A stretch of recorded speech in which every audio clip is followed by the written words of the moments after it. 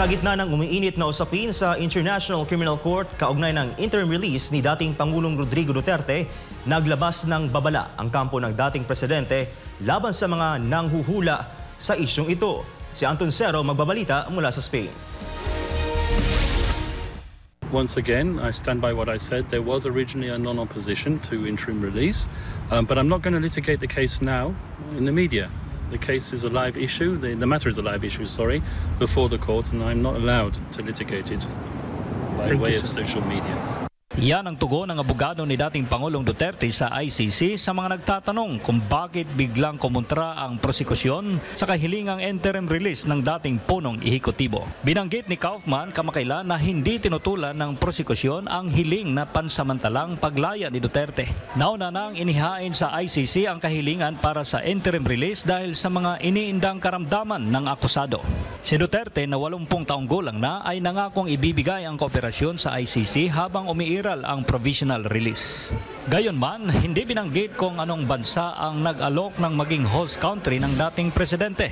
Kaya't nagbabala si Atty. Kaufman sa publiko na huwag agad maniwala sa mga nagsasabing may bansa nang tumanggi sa request ni FPRRD.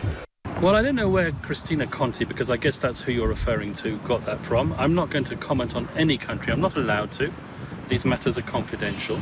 But I assume that Cristina Conti, knowing the way that she thinks, has looked at the interim release agreements at the court and has decided that Belgium, because Belgium has signed an interim release treaty, is the destination or the proposed destination for President Duterte.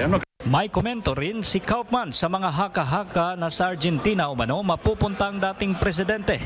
The same goes, by the way, for the Honourable Justice Minister or the Secretary for Justice in the Philippines, Mr. Remulla, who's decided that there's a Latin American country that's prepared to receive President Duterte. Once again, I assume that he thinks we're talking about Argentina because, once again, Argentina has signed an interim release agreement with the International Criminal Court. Nanindigan ng international lawyer na isang live issue ang ICC case at hindi ito pinag-uusapan ng bawat party to the case sa social media. Sa tanong kung papangalanan ba kung aling bansa ang magiging host, ito ang sinabi ni Atty. Kaufman. I anticipate that could be the case in due course. Indeed. Mula rito sa Madrid, ako si Anton Cero, SMNI News.